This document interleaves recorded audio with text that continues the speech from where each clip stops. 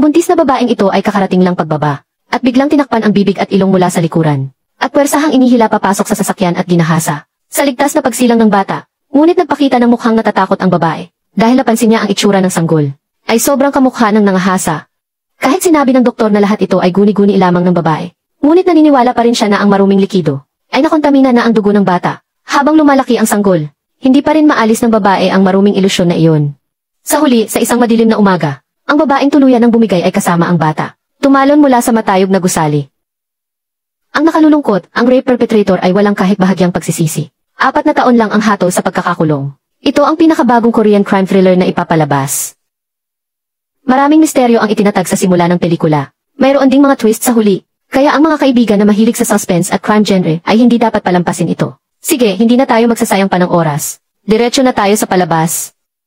Kaya ko yan. Nang handa na ang lahat, ang lalaking nagpakilalang mamamatay tao ay dumating din sa pintuan at kumatok sa tamang oras. Pagbukas ng pinto, isang lalaking mukhang mahinahon ang bumungad.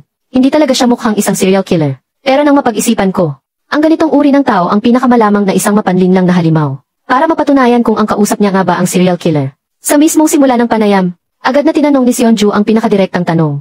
Iyon ay, paano mapapatunayan ng lalaki na siya nga ang gumawa?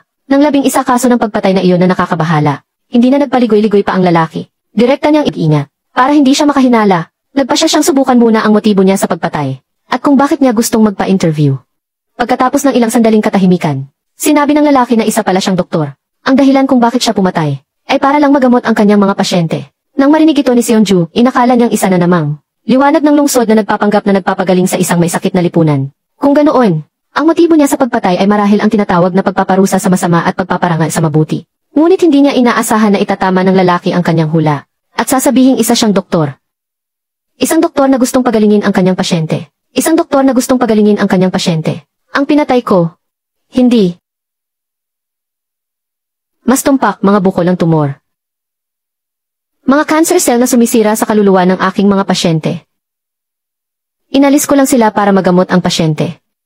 Nang marinig niyang siniseryoso ng kausap niya ang pagpatay na inihalin tulad sa panggagamot, hindi na masyadong tinanong ni Seonju ang kaisipan ng kausap niya.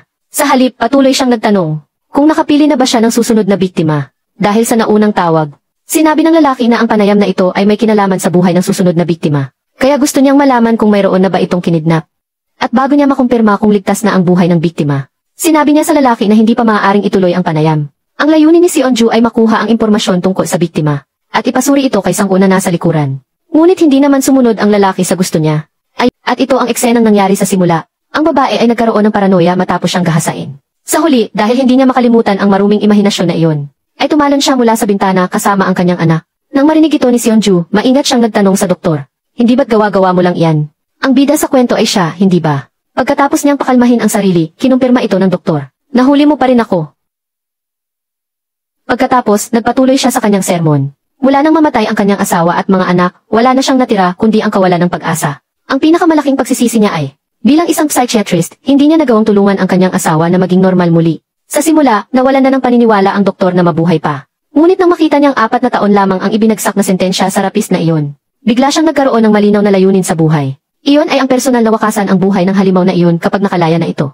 Kaya mula noon, nagsimula siyang mag-ensayo ng todo. Gayunpaman, patay na ang target. Nawalan din siya ng dahilan para mabuhay. Sa mga sumunod na araw, ang doktor ay nagsimulang gumamit ng iba't ibang ipinagbabawal na gamot para manhid ang sarili. Inakala niya na sa ganitong kalagayan niya, ay malapit na siyang makasama sa kabilang buhay ang kanyang asawa at mga anak. Ngunit hanggang sa dumating ang isang pasyente, ay nagbago ang kanyang pag-iisip na parang walang buhay. Sa isang tingin pa lang, napansin niya na katulad niya rin ang kilos ng isa. Lahat sila ay mga taong nawalan na ng pag-asa. Ikaw ay doktor, tama.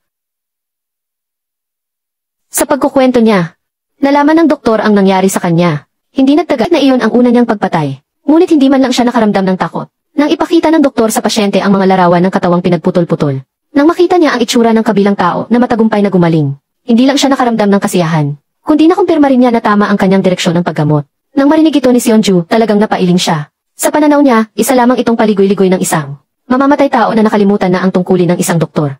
Ngunit sinabi ng doktor na hindi niya nakalimutan ang kanyang tungkulin. Dahil ginagamot niya ito ng ayon sa kanyang konsensya. Talagang inuuna niya ang kalusugan ng pasyente, doktor na nakikinig sa itaas. Nang mapansin niyang may mali, kinuha ng lalaki ang kanyang cellphone. Ngunit nang makita niya ang video ni Sang-woo na nakahandusay sa sahig at nagpupumiglas, ngumiti siya at ibinigay ito kay Seonju. Habang ginagawa iyon, hindi niya nakalimutang insultuhin ang kawalan ng kakayahan ni Sang-woo para mailigtas ang buhay ng kanyang kasamahan. Kusang nagbigay ng impormasyon si Seonju tungkol sa Ilshin Group. Ito ay nangyari mga isang taon na ang nakalipas. Isang lalaking nagngangalang Min Seok-hwan ang kumontak kay Seonju at sinabing mayroon siyang impormasyon na gustong iulat sa mga mamamahayag. Nalaman na sa proseso ng pagdevelop ng bagong gamot ng Ilshin Group, nakatanggap pa siya ng anonymous na reklamo. Ang nagsabi ay sinasabing nakikipagsabuatan siya sa Rixin Group. Kaya naman, para maprotektahan ang kanilang reputasyon, napilitan ng istasyon ng DHI na paalisin si Seonju. Pagkatapos marinig ito, bagamat medyo galit din ang doktor, bigla siyang lumipat ng usapan at lumuhod sa tabi ni Seonju. At nagtanong ng ganito, "Inosente ka ba?" "Wala akong kasalanan." "Maaari mo bang isanla ang buhay ng anak mo para patunayan yan?" "Huwag mong basta-basta banggitin ang anak ko." "Wala akong kasalanan." Marahil nakuha na niya ang sagot na gusto niya. Hindi na nagkunwari ang lalaki. Direkta na niyang sinabi kay Seonju. Sa katunayan, hindi niya talaga maintindihan kung ano ang gustong gawin ng taong ito. Kaya't sinimulan ng doktor na ipaliwanag kung bakit niya ito ginawa. Ito ay upang imbitahan si Seonju dito, dahil may isang bagay na kailangan niyang mapagtanto. Habang nagsasalita, kinuha ulit ng pagkatapos niyang ibaba ang telepono. Tinanong siya ng doktor kung ano ang plano niyang gawin. At matapos pag-isipan ng mabuti, naisip ni Seonju na makita si Sang-woo. Hindi siya pinigilan ng doktor sa pagkakataong ito. Sa halip, pinayuhan siya ng doktor bago umalis. "Ano man ang mangyari, magtiwala ka sa sarili mo." Sa pagkakataong ito, nakawala na rin sa pagkakatali si Sang-woo. Si Sang-woo pala ay hindi papatay. Sa halip, dinala siya ng doktor sa isang nakatagong lugar. Sa kanyang galit na tingin, isang operasyong sirkumsisyon ang ginawa sa kanya ng doktor. Nang lumipat ang eksena, sa tulong ng doktor, malinaw na gumanda na ang kalagayan ng isip ni Erin. Pala, ang batang babae na ito ay pasyente ng doktor mula pa sa simula. At ang lahat ng nangyari ay ang plano ng paggamot na ginawa niya para sa batang babae. Bago umalis ang babae, hiniling ng doktor na makita ang kanyang ina. Nang pumasok si Seonju sa silid, napansin ng doktor na tila hindi pa rin siya nakaka-move on mula sa masakit na katotohanan. Kaya tinanong niya si Seonju kung kailangan ba nitong sumailalim sa tunay na paggamot. Ngunit sinabi ng babae na ito ang nararapat na kahihinatnan na dapat niyang tanggapin. Kailangan niyang harapin ito para unti-unting makalaya. Gayunpaman, bago siya umalis, may sinabi siyang isang napakakawili-wiling salita. "Ang dugo sa kamay ko. Mahirap sigurong tanggalin yan." Sa pag-alis ni Seonju, tinitigan ng doktor ang kanyang palad na puno ng dugo. Sandaling napaisip din siya. Dito na nagtatapos ang pelikulang ito. Mula pa sa simula, ginawa ng direktor ang salitang suspense, na parang lubid na humihigpit sa puso. Bawat hakbang, gusto kong alamin ang susunod na gagawin. Nang baliw na mamamatay tao, kailangan kong sabihin, napakahusay ni Jung Sung-il sa pagganap bilang isang psychopath. Bagamat hindi siya mukhang maraha sa pagganap niya sa baliw na mamamatay tao, ang kanyang pagiging kalmado ay nagpapalamig sa iyong gulugod. Ang pinakahuli kong talagang inirerekomenda na panoorin ninyo ang orihinal na pelikula. Salamat sa inyong pagtitiyagang panonood. Magkita-kita tayo sa susunod na pagkakataon.